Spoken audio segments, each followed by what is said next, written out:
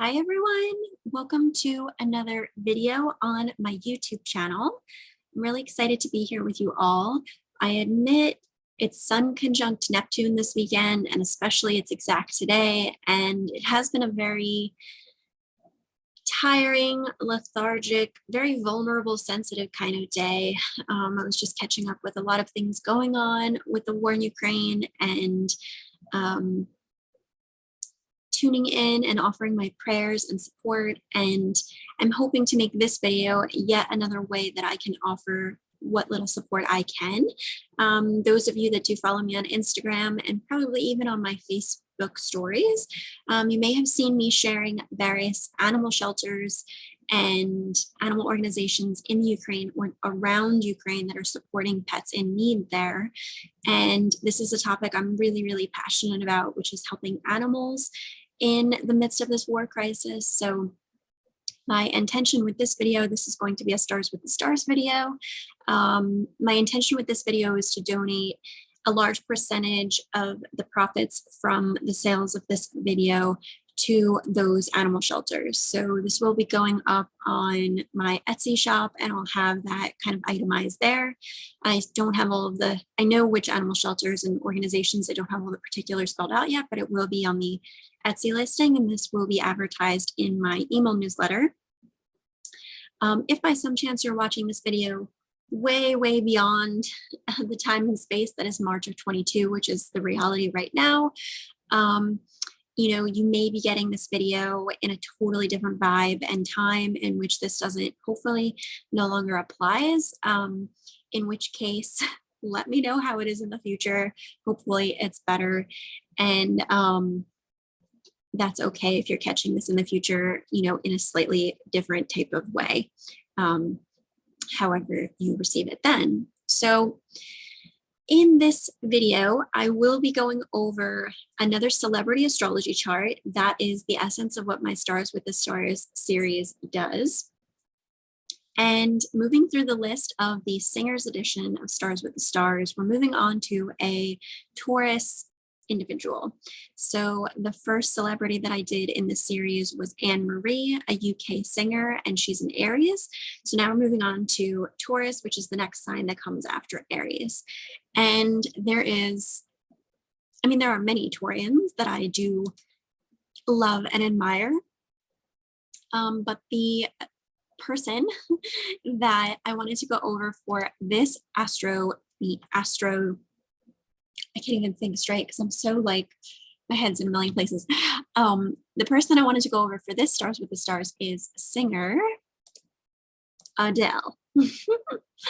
So I think it goes without saying who ADELE is, but if by some chance you are somehow hiding under a rock and unaware, I'm going to screen share and just do a quick reminder of who ADELE is. So ADELE is a hugely successful British singer-songwriter. She is absolutely incredible. She's won multiple awards, Grammys. I don't even know all the different award shows she's won, but they are many aplenty. She's easily like one of the absolute most incredible and amazing of singer-songwriters that we have alive today. And what I also love about ADELE is that she's very inspirational, and she's very, especially in her latest album that came out, which I know is extremely raw and authentic and transformational. I personally believe that she's a healer through her music. I know that she personally has helped me after breakups listening to her music. And even this past fall, when that album was released, I had such a huge energy release from several songs on that album, and that combined with certain astrological transits and following kind of the new and full moons, applying her energy medicine to kind of the cycles and rhythms of the planets and the stars, made for this really power-packed combo of just like tremendous healing and release. So I always am looking up celebrity astrology charts and famous people's charts and kind of tuning into their different astrodynamics and just broadening and deepening my knowledge and practice as a professional astrologer. So when I looked up her chart, I was just so it was like a warm astrology hug because I could just totally see everything so beautifully represented in her chart. And I think that when you do practice astrology professionally, like I do, one of the best gifts you can witness for someone is just when they are expressing themselves to the fullest extent of the energies in their chart and what they're capable of. And I feel like Adele is definitely one of those people. So she's really inspiring in that way. And I don't know if we have a picture of it. We might. Let me just see here. Yeah, I'm gonna save this here. But I do want to do a quick call out to this, okay, because there's something kind of really meta and really fun about this very thing. So in the fall, Adele did this really spectacular performance in front of the, I believe it was the planetarium, the Los Angeles, the Griffith Observatory in Los Angeles. And then, of course, she did an interview with Oprah Winfrey and was very vulnerable in that as well. But if you notice, I mean, not only is she looking fabulous and gorgeous, like always, but she's actually got these really, really cool Saturn earrings on. And just this whole kind of vibe here about like the Saturn earrings, and being that this performance was done, this kind of like breakout post-pandemic performance was done at a planetarium, you know, this is a lot of like Aquarian energy that's being channeled through here. And we can actually see in her chart that Aquarius plays a really prominent role. So I'm going to come back to this point. It's kind of a fun, quirky point to take note of. Just something really, really fun about how the transits can work with one's own planets. And it's just like, astrology is so beautiful and multi-layered in how these things can come about. It never ceases to amaze me. So let's just do a quick kind of snapshot of her chart. Okay, so she is a sun in Taurus. She's actually at 15 degrees, so she's midway through Taurus with a moon in Sagittarius. Her Sagittarius moon is later in Sag. In fact, it's pretty closely conjunct my natal Uranus within like a 4-degree orb. She's a Cancer ascendant, and her midheaven is in very early Pisces, 1 degree of Pisces. Okay. This is her chart here, which is quite a productive and busy chart here. But I have also plotted this in our astrology my astrology software that I use so that we can have more than one view of it. Okay, so Adele was born on May 5th, 1988 in Tottenham, England.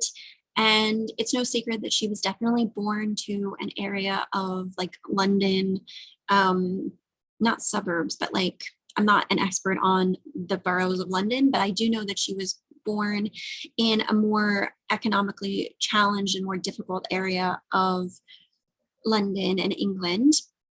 I don't know, I'm not sure if Tottenham is in London. Might be mistaken on that. Let's just do a quick search. Tottenham, England. I know that there is a really prominent sports team that is there. But I'm not sure if it is.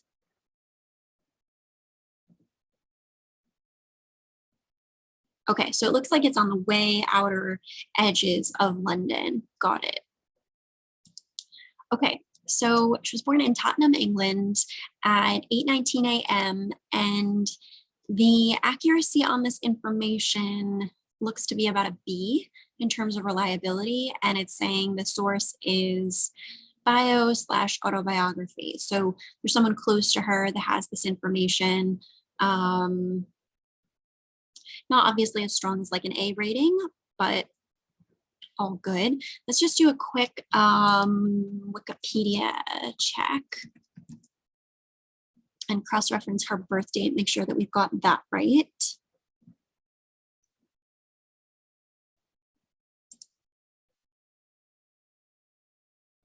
So May 5th, 1988, and we have London, England. Okay, and she looks beautiful there. All right, so let's go back over here to her chart. Okay, so she's born at literally the middle of Taurus season. Okay, so Sun at 15 degrees of Taurus, and she does have Sun very closely conjunct Jupiter, and she does actually have Juno there in quite a close orb.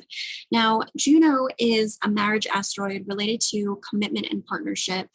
It's considered to be kind of the energy of like Hera or Zeus's wife. It doesn't always have to apply to straight up marriage and romantic endeavors. I've seen this also occur. Hold on, I just want to fix one thing here. I've seen this also occur. I've seen this also occur with really, really strong platonic long-term bonding, like sometimes even in family dynamics with a parent or even with like a professor or different things. It can come on to different flavors, if you will, okay? But the largest representation of it relates to a marriage and kind of what we're looking for in a romantic partner. So it's really interesting because she does have this really, really strong energy of stability and commitment in her chart. So, and this is occurring, although interestingly enough, this is occurring in her 11th house, which is the house of Aquarius. So that is a little bit rebellious there. And tends to be playing out on more of like a societal level, okay, because it's related to groups and communities, technology. So she almost has a little bit of like a built-in Uranus and Taurus vibe in her chart, which is interesting because we're under Uranus and Taurus as a transit right now. And there's this huge part of her that's like, I expand through staying the course, through being stable, through being committed. I'm loyal to my partner. I commit, I hold the ship, down and like do not jump ship. But then there's also this slight rebellious energy to her where maybe that's not always the truth. And I think this is interesting to think about because a huge theme that she's talked about publicly in interviews, in that Oprah interview, there's also a really really great interview that she did with someone in Apple Music, and his name is like Zane or something like that. Let me see if I could pull this up for you guys. It's a fantastic interview, very candid and very just very authentic interview. I would say it's even more authentic than kind of the Oprah interviews would be. Here it is here. There's a really, really strange ad at the top, which I'm just going to scroll down beyond.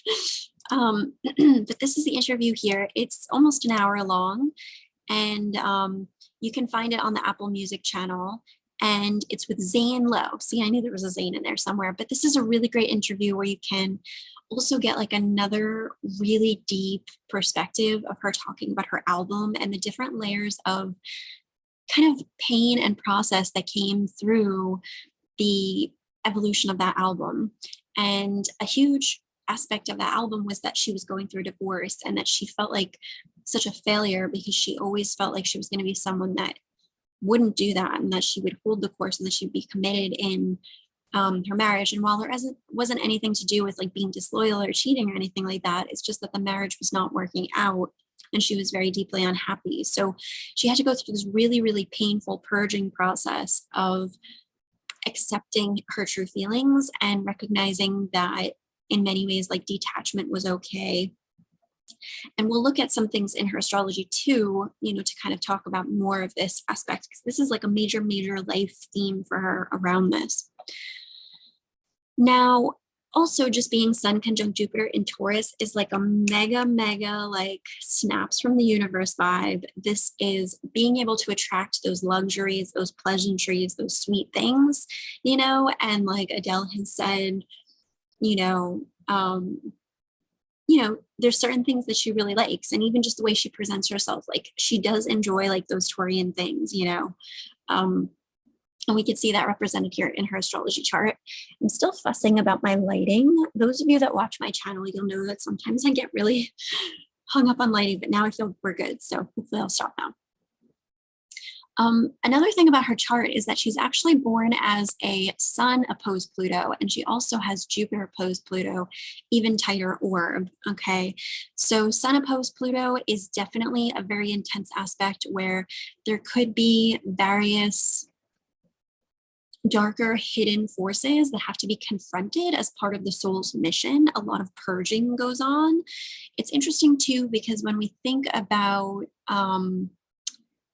you know, usually we're looking at the placement of Saturn related to one's kind of father figure, but I just can't help but feel this energy of like these darker aspects being related to her father, because she's talked about how her father had like alcohol issues while growing up and that it was very unstable and things like that. So there is this energy here where she's had to confront some dark and intense things, you know, and even with this Pluto being in the fifth house, that is a house related to our, you know, to Leo, to the sun, you know, and also our artistry or creative energy.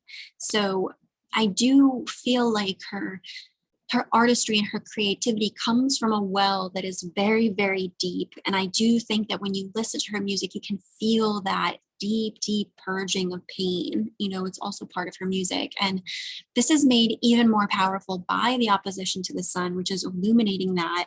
And then also Jupiter in close orb is also expanding that Plutonic energy, because Jupiter, anytime it's in opposition or conjunction, or anytime it's really touching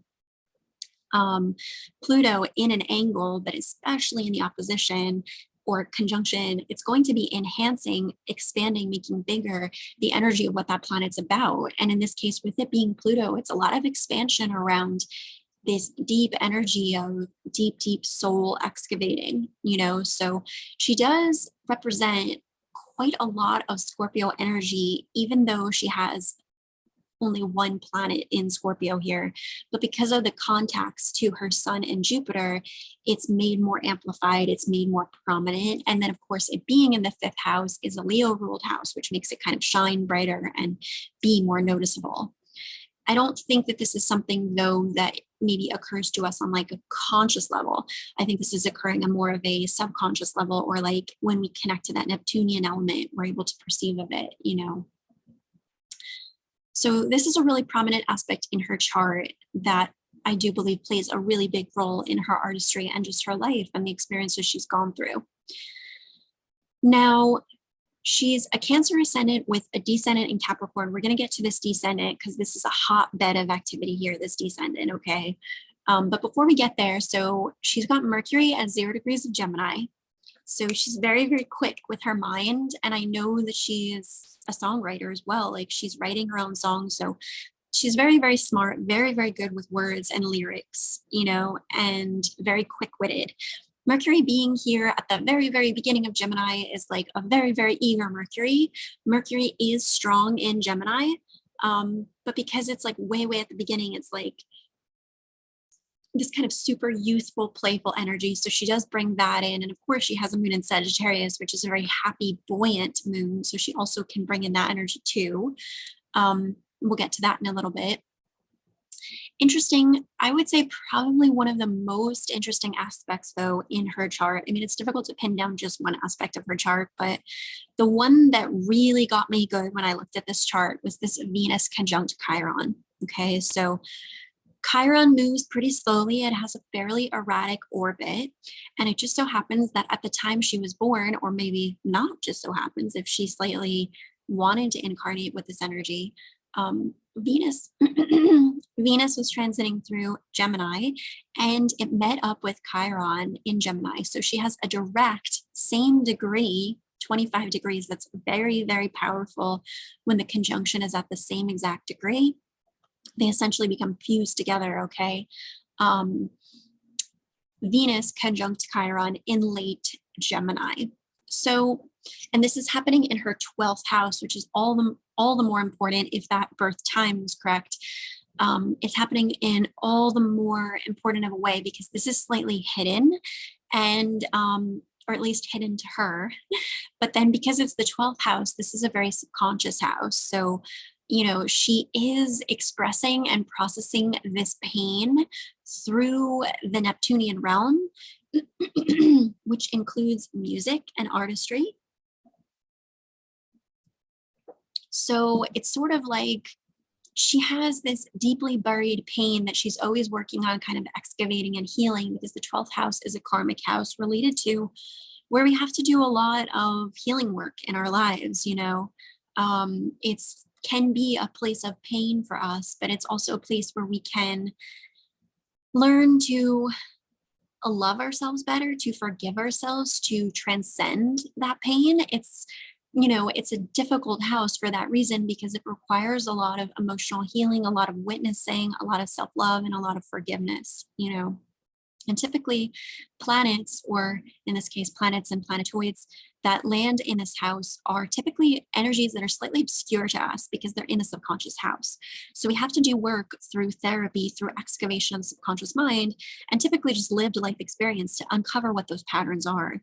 So in her case, because this is an exact Venus Chiron conjunction, there's the potential for a lot of deep, deep wounding around relationships. And in particular, because this is Venus in Gemini, it puts Venus in a very mutable sign of Gemini. So, this could be her kind of changing her mind a lot with relationships, or Venus and Gemini people also tend to be those that they really enjoy having their friend group. There's someone that can be a little bit like able to kind of flit around and have their boyfriend, their girlfriend, but then have their friend groups. And like both of them are kind of on equal footing to them. And I know that ADELE has like a really, really strong friend group. Um, Another interesting aspect of this is, in addition to the aspect of it being one in which the person is receiving pain and processing pain as relates to that planet, in this case, Venus, there's also this energy of becoming a healer teacher as it relates to that energy, because Chiron carries the dual vibe of not only being slightly wounded there, but also becoming like a teacher master of that and being able to help others with that very thing. Doesn't mean that the wound in of yourself goes away related to that topic, but you become so literate in the energy of what that is and so informed that you're able to actually heal and teach other people on that topic, which is quite beautiful. And that comes from the mythology of Chiron, and Chiron as the centaur that was abandoned by his parents and sent down the river, and then was rescued by the sun god Apollo, and then was mortally wounded by this arrow and went all around the world trying to find a cure for this wound. Never found the cure, but ended up actually being able to go and help educate people and teach them and help with various war and various things all along the way. So it is this energy of, for at least Chiron in that story, feeling like they were always wounded and that they had this vulnerability, but yet paradoxically, they were very strong. They overcame quite a lot, and they actually had a lot to help and teach people with. So Chiron is a very interesting one in that way. And typically you will hear this expression about Chiron, which is the wounded healer, which is this real watered down simplification of it. And in some ways it's a good like two-worder for that energy, but there's a lot more layers to it than just that. But in a sense, I think we see this energy really prominent here, that through her words, Gemini, through her songwriting, which is occurring in the 12th house, which is a Neptunian ruled house, which relates to music and media, the subconscious realm, she is actually providing healing. It's like her actual song lyrics are providing healing and wisdom with the words and the energy and the transmutation of that pain through the words. I'm just like, I totally got to listen to one of her songs like in a little bit tonight, because now I'm like reminding myself of how powerful it is. But this is like really powerful stuff. And then for the fact that this is opposing, this energy here in early Capricorn. Now, this is a pretty wide orb for at least Uranus and Saturn. And technically it's into the next sign, so it's a little bit weaker because of that. But for sure, this opposition is very strongly opposing her moon. Okay, so her moon is at 26 degrees of Sagittarius, and this is in direct opposition within 1 degree. And with the moon, we can give up to a 10-degree orb. So this is ultra, ultra powerful stuff here. So we have moon opposing Chiron and we have moon opposing Venus.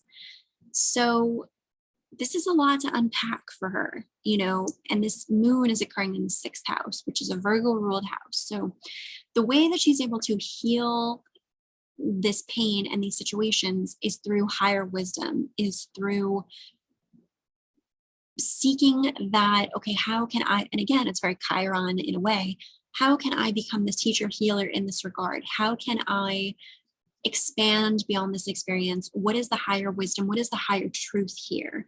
And this does relate to morals and religion and philosophy. So in a sense, this is her having to emotionally connect with certain ideas and philosophies in order to help her transcend the pain that might come from these relationships that don't work out, or maybe her desire to be committed and be uncommitted at the same time. Both things can exist simultaneously.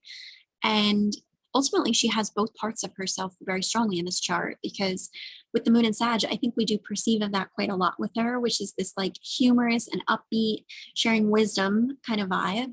But then we also, through her music, it's like the complete opposite, where it's like the wording is so specific and it's very meticulous what she's saying, and she's providing that like really specific lyrics, but then also she's providing a subtle subconscious layer of healing underneath that, which is like really, really powerful. So I really love this for her. Obviously a lot to unpack, but this is powerful stuff. And then we combine it with the opposition to Pluto. It just really shows us how much power she can transmit here, and this is, by the way, a really good example of a chart where you might look at this at quick glance and be like, it's like basically all red lines, but you have to kind of understand deeper, like what is going on here? What do these aspects mean? And then relate it to the person and their growth and what they've said, their personal accounts and various things, but yeah, this is a really, really prominent aspect for her, this Venus conjunct Chiron in the 12th house. And I love the moon in Sag. We're going to get to this in a quick second. Related to this story, she also has Mars in roughly mid Aquarius. So she is someone that's willing to put herself out there in the public and to be in society. I think sometimes her Cancer ascendant may not always like that, but she is someone that's able to know what communities to tap into, what possibly even technologies to pursue to enhance her work. And this is occurring, her Mars is in the 9th house, which is a Sagittarius ruled house. So this is her being willing to also apply herself to be a visionary. Oh, well, I should kind of pursue this new technology or pursue this new group or community because maybe that's part of a future vision that I see for myself and my work. She's really good with that. Sometimes though, this is in conflict with this Plutonian part of herself and the Taurian part of herself, which wants power and control over her music, as well as the Taurian part of herself that really just wants safety, comfort, and security. So it's really interesting because she basically has 3 out of the 4 fixed signs represented. She doesn't have much here in Leo, although interestingly enough, her Lilith is at 29 degrees of Leo, really, really powerful Lilith there. And it happens to also be conjunct her IC, which is the root of the chart related to home and family. And we know that she's had to confront some deeper, darker stuff with her home life as a child and upbringing, where she's had to basically step up and be a leader to herself and to detach herself, from her childhood home. And this is a very powerful aspect even in itself. Lilith on the IC, is having to have courage and to be a leader. And with this being in the 3rd house, this is being a leader in her mind, her recognizing and knowing like, okay, well, this doesn't add up to this. And this situation isn't healthy for me. Like, I'm going to do what I need to do to be brave and to change my circumstances. It's really interesting. So she does have some Leo energy here if you look closer, but ultimately the bulk of the fixed energy, though, is between Taurus, Aquarius, and Scorpio. And I've always said this, in a lot of astrology charts of famous celebrities, You've really got to have some energy that's Neptunian, some kind of Piscean, Neptunian energy, and you've got to have some fixed energy in the chart. Really, I mean, there's always exceptions to the rule, but even the person could have 0 planets in Pisces, but they could have a prominent 12th house, or they could be a sun conjunct Neptune, or they could have Neptune on the ascendant. That Neptunian energy has to be there somewhere, because Neptune relates to media and movies, and by the way, when I say famous people, I'm generally talking about kind of like actors, musicians, that type of thing, just for this purpose. But she's got this really strong fixed energy here. So she can be quite stubborn, but then there's part of her that's like, yeah, I want to push myself and grow and learn. And then there's also this part of her that's like, well, don't reveal all of your vulnerabilities kind of thing, but she's used to those kind of coming up and out because that energy is being expanded upon by the Jupiter opposition. Even if we just take something like her Instagram live, right? That was her totally tapping into like her Mars and Aquarius. Like, okay, this is something I want to do. It's putting myself out there. This is something I want to learn too with the 9th house. But there was parts of it that made her kind of uncomfortable, because it's like you're getting a window into her home and her intimate world, right? But there was a lot of publicity, a lot of energy, a lot of, fame that came through that, a lot of memes literally that came through that Instagram live. So her Mars and Aquarius was right there in that situation. Even though it was uncomfortable for other parts of her, she was kind of being a visionary in that respect of like, yeah, I should push myself. I should try to do this, Now, also we do see that she has Sun trine Neptune. She has Sun conjunct Jupiter trine Neptune. So again, that Neptunian energy coming in, which is an important aspect for her because she's got that Venus Chiron in the 12th house, which is a Neptune ruled house. We do also have Pluto in sextile to Neptune. So her Neptune's pretty well supported here. It's actually not harshly aspect. So when Neptune is in a supportive aspect, I actually have this in my chart where my early Virgo planets trine my Neptune in early Capricorn. It can provide a grounded way to use Neptunian energy, which is about being able to channel your sensitivities and your healing and channeling abilities in a constructive way that's strengthening and easier flowing, as compared to the squares or oppositions to Neptune, which can create delusions and more so addictions. Now, this is again a general rule because you want to look at 12th house planets, and it's more nuanced than that about how Neptune can affect us. But in her chart, we can definitely say that Neptune is pretty well supported here, kind of putting this Venus Chiron in the 12th as like a standalone thing, Now we get to some interesting other stuff here. So she's got a North node in Pisces and South node in Virgo. So again, we have this energy of being able to be analytical and precise, and this Mercurial ruled energy, which I think again supports her songwriting. We do also have Mars in trine to her Venus. This is a really wide orb. That's like a 7-degree orb there. Not as tight of an orb, but she is getting strength from Mars. When she gets that vision, she'll write it down, and then that can be added to the song and the lyrics.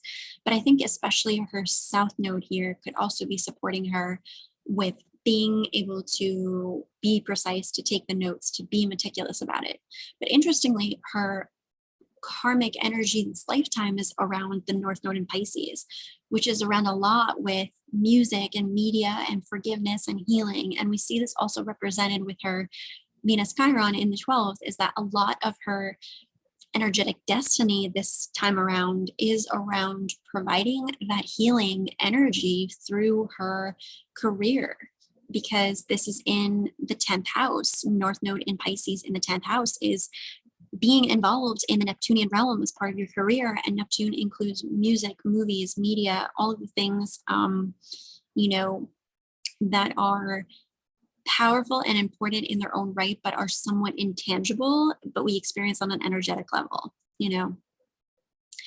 and difficult to measure their impact, but there's no doubt that they make an impact. And this is really clear that like she's got really strong healer vibes in this chart. You might like just hear, oh, she's a Taurus, and you're like, oh, really, that's interesting. But when you look at her chart, you can see these deeper imprints and these deeper energies about her being a healer, which is really, really cool.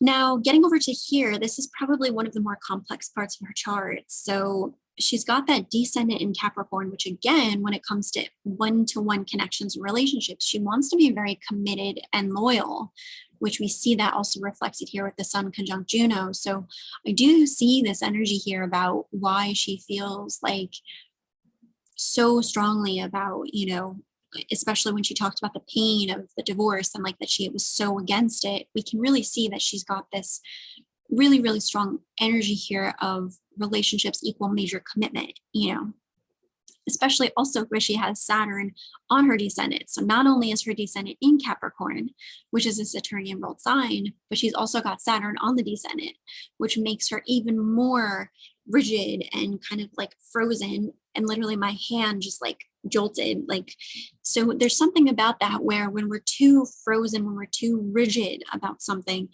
the universe, especially if the Uranian energies come in, they have a way to try to break that up, and to teach us that there's a way to be more flexible, to be able to bend instead of break, and that's why Aquarius follows after Capricorn, because Aquarius teaches us ways to kind of shift and bend the energy a bit instead of being so rigid with Capricorn, And then we get to Pisces and it all becomes like a giant melting pot. And then we get to Aries and it's like a fresh start again, So they all have their own flavors here.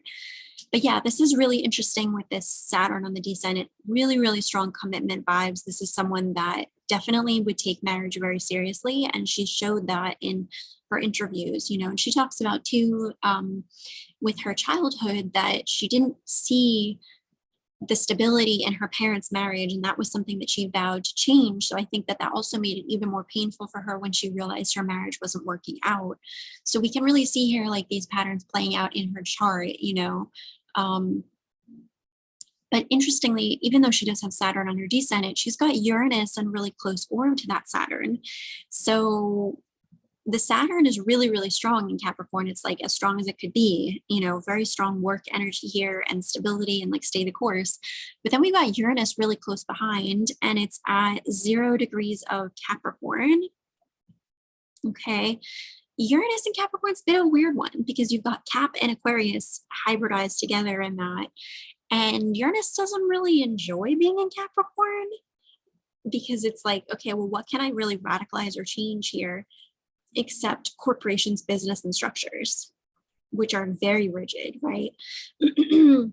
So it's just going to take, and because of that Saturnian ruled influence there, it's going to take Uranus longer to try to like work at that, as compared to Uranus being in the sign before it, it's Sagittarius, it's fire, it's a mutable sign, that's kind of putting like air and fire together. I always consider Uranus to be more of an airy planet because it's associated with Aquarius and the heavens. So we have kind of like fire and air there, which is a bit more alchemical than earth and air, not as alchemical, So, but even despite all that, the fact remains that she has this conjunction in her chart. So she's got Saturn conjunct Uranus there, which means that at times she is very serious and very strict about the responsibilities that come from her partnerships. But there's another part of her that does need a certain degree of freedom and rebellion in the equation too. And maybe this is something that she wasn't always aware of. And I would suspect that just overlaying the transits, Uranus moving through the energies in Taurus has really provided that awakening of her own natal Uranus energy. I don't know if she was as fully aware of her need for some of that freedom and rebellion, some of that separation energy, until Uranus started to approach, her Jupiter and her sun. So not her literal sun, but her sun sign. And Jupiter is not the transiting Jupiter I want to do. So Uranus is transiting at 12 degrees of Taurus right now. So, it's all up on her Jupiter, okay? And it has been for a while. Uranus has been kind of orbiting in and around 12 degrees for quite some time now. I know that because I'm always tracking where the planets are, but also my natal Mercury is in Virgo at 12 degrees. So I've had this trine over to my Mercury for a pretty consistent amount of time now, because that's Earth and Earth trining. So she's been under this really, really expansive awakening energy with Uranus and Jupiter here. And then, of course, it's approaching her sun sign. So she's been finding ways to break free from things that maybe were oppressing her or pinning her down too much or were too rigid. And I think that her marriage was one of those things where she felt not on any way because of her partner. I think it was just her and her needs. She felt like she needed more freedom. As an astrologer, if someone was to come to me with this chart, I would encourage them to try to seek a middle ground. I mean, my moon in Libra always wants to encourage a middle ground, compromise, negotiation. But I think it's always interesting to see, can you apply a middle ground while still holding true to some of both energies? So for example, I know that she said that she and her ex-husband live like across the street from each other. That's really not uncommon for someone with this type of aspect where it's like, you're married, but you live like separately. There's like something Uranian to it, which is very different. You know, I have Uranus in my second house, which is a career related house related to making your own money. And I'm very involved in freelancing. And that's like a whole thing I had to confront, you know, about my own career. So I think for her, the relationship piece is something where she needs that structure, unstructure. And I just wonder how aware she is of the fact that she does have need for both. I think that right now she's very aware of the Uranian side of the story, but ultimately what I see in the chart is she has need for both. So she wants something where she can have a nice combo of the two. And maybe it's that she was trying to find a middle ground and her partner couldn't accommodate that. We don't know the full story, but this is really interesting about this chart is I've talked about Saturn in conjunction to Uranus quite a lot because I have this in my own chart. Saturn and Uranus in the same sign and same house. I've written blog posts on it. So I know what this energy is like. And it's a difficult energy to work because you have very polarizing energies. Saturn wants commitment and stability and structure and security. Uranus wants rebellion, nonconformity, freedom, breaking rules, right? So it's finding ways to balance these two energies, which is not always an easy task, especially in a society where I think it's changing now, but for a long time, it's been very biased towards being Saturnian. No, it is this way, and there's no in between, there's no rebellion, there's no shades in between that, you know? So yeah, Saturn with Uranus is a very interesting topic, and also one that last year we really went through a lot with that because we had Saturn squaring Uranus, you know? So we were confronting this whole topic of so much with that, but it was very complicated because Saturn and Uranus were in the inverse signs that they prefer to be in. It's the whole thing, and I did talk about that a lot, so you guys are probably sick of me talking about that. But again, it's kind of like there's one archetype and then there's two archetypes, and then we can layer this and come up with even more understanding and nuances the more we unpack it, you know. Now,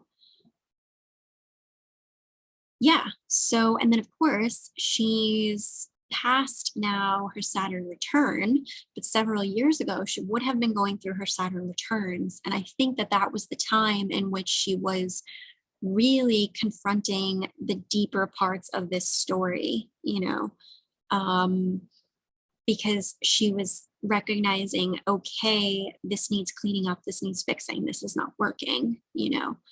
And because Saturn here, even though it's technically in her sixth house, which is a Virgo ruled house of work and service, it's so close to her descendant that it really is affecting her relationships and the commitments in her life. So I think a huge part of her Saturn return was confronting these wounds around, you know, what's not working here in my marriage and my commitments. And even before that, Saturn would have been moving over her moon sign. So she would have been getting the harsher truths about her emotional needs and feelings. And this would have been opposing her Venus and Chiron. So she would have been confronting a lot of the harsher facts about this as well. So, you know, it's like, because her Saturn's very early Capricorn and her moon sign's close there, it's almost like this really started for her even going before officially Saturn was conjunct her natal Saturn. It was like even into Saturn and Sagittarius cycle too. Now that we're in Saturn in late Aquarius, she's really gone through so much with this because she's had that whole situation going on. She's had Uranus covering over her Jupiter and Sun, which is only building now towards her sun sign. So she's going to continue to find ways to become more free and rebellious. And I think we'll see that in the public eye because this is the 11th house. But Saturn here has been doing some magic with her Mars, okay? And Mars and Saturn do like each other, although Mars conjunct Saturn can be very frustrating for Mars, where it can create, this is a bit of a weird one. So Mars enjoys being in Capricorn, but when Mars in a different sign is conjuncting Saturn, it doesn't like it because it feels like it can be sometimes frustrated or inhibited from getting what it wants, okay? So there could be some stuff going on here where, you know, perhaps she wants to get herself out there more. She wants to travel more. And sometimes there's still blocks, delays, and frustrations that she's having to navigate. I know she said that she wanted to release her album like a lot earlier than she did, but because of the pandemic and everything, like it just wasn't the right timing. I think part of that might have been the fallout of her Saturn return. And then also just Saturn beginning to, you know, I don't know the exact timing of when that happened, but this particular aspect with Saturn with her Mars is more so happening right now, but certainly what that would have been building for a while. Now, another aspect of this too is that Saturn gets a bad rep, but Saturn also is the planet that will honor us, will celebrate us when we have put in that hard work. So in a way, it's almost like her album coming out, even though it was delayed, coming out closer to Saturn approaching her Mars was actually like, yes, now we're going to push out. Now I'm going to help you get the visibility that you need with this Aquarian energy for all of this energy you've been exerting on this thing, you know, even though it was kind of seeded and like done like a while before that, if that makes sense. Another really interesting thing is that, so I believe that she did that concert. It looks like this article is dated, yes, it was in November because it was a full moon in Taurus was when it was very powerful. The album came out and I was just chuckling because she's got energy in Taurus. So it was like perfectly timed. And I think that that full moon was also maybe having some really strong Uranian energy there. Or no, it might have actually been late Taurus. I take that back. So it wasn't with Uranus, but it was with ADELE, which is a really powerful fixed star. And but anyway, so this concert occurred in, you know, mid-November here, or around the time of that full moon in Taurus, which would have been in Scorpio season, right? Just so funny, the timing of it. You have to wonder if she does have someone on the inside helping consult her with astrology stuff. Certainly people that are under a Uranus transit with their sun, anytime you're under a really prominent Uranus transit, you are going to get very interested in other things, you know, and Uranus does relate to astrology. So I wouldn't be surprised if she has learned about or started to get into astrology more. It's just so interesting the way she timed the album with, sometimes I think these things are intentional and sometimes it's just like the fate, the energy of the universe. Like that's your energy. That's what you're operating with. You're a vibrational match to the thing happening at that time. And that's the way it lands, you know. A really interesting topic, like the chicken or the egg, like which comes first. Did the person plan it that way or just did it energetically work out that way? But it's a whole topic in itself. But yeah, so this concert was occurring in mid-November, and there was a reason I was saying that. Oh yeah, so another really interesting thing is that her midheaven being in early Pisces means that at the end of December, when Jupiter moved back into Pisces, she would have had Jupiter on her midheaven here. Now it's just interesting because, hold on one quick second.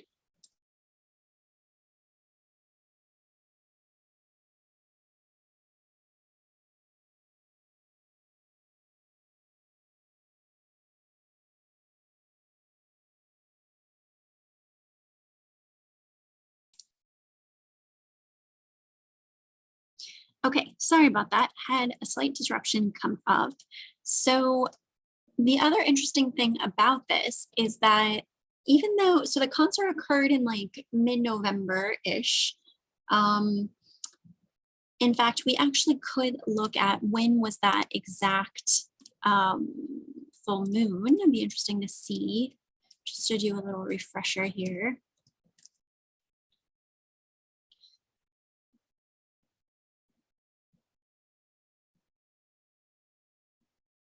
So we would be looking at November.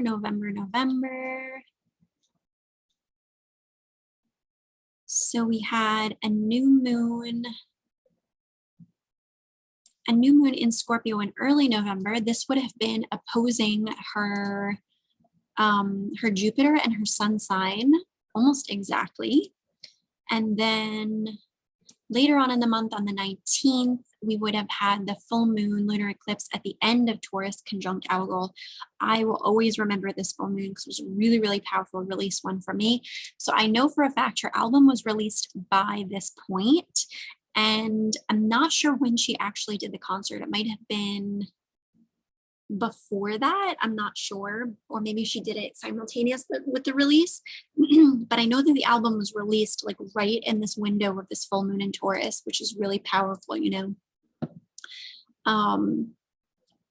So we know we've got the Taurus and Scorpio vibes in that story of her album release, but it's interesting because with the fact that Jupiter would have been at the end of Aquarius, it would have been approaching her midheaven, which is also putting that pushing of expansion energy around her public life and her career.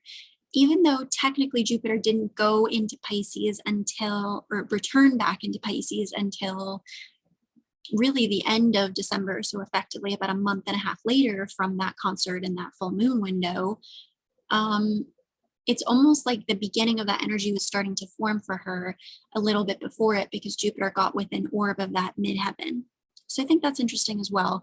And now Jupiter moves much faster than Saturn or some of these other planets. So, you know, now it's starting to lessen, but there definitely was a peak there where it was like a lot of stuff about Adele and Adele's healing and transformation, right, with the album, which is pretty cool.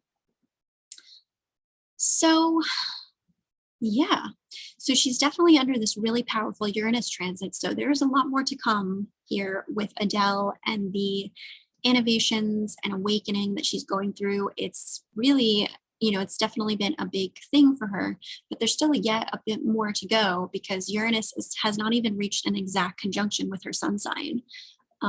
So her sun sign is at 15 degrees of Taurus and Uranus is transiting at 12 degrees. So they're within a 3-degree orb and will be approaching one another. We could look at a quick ephemeris here to see when that will happen. And FYI, I'm probably going to decide this after the video, but if you're in my membership groups, I may be giving you this video as a thank you for being a member, freebie access. So feel free to still comment on this video, donate if you still can to the charities that I'll be linking to for the sale of this video. And but yeah, just want to throw that in there as well. So looking at Uranus, when will it get to, what was her sun sign at? 15 degrees, right? So looks like as we get into late spring, in particular May, which is interesting because that is Taurus season. So it seems like Taurus season this year will be a really powerful time for her, because she'll have her birthday and then she'll also have, let's see, when will the sun be at 15 degrees? So her birthday is here and she's going to have Uranus at 14. So, you know, this next year of her life, this solar return year is going to be a really potent one because she's going to be having that sun conjunct Uranus energy in the solar return, even though it won't be exact until like roughly a week later.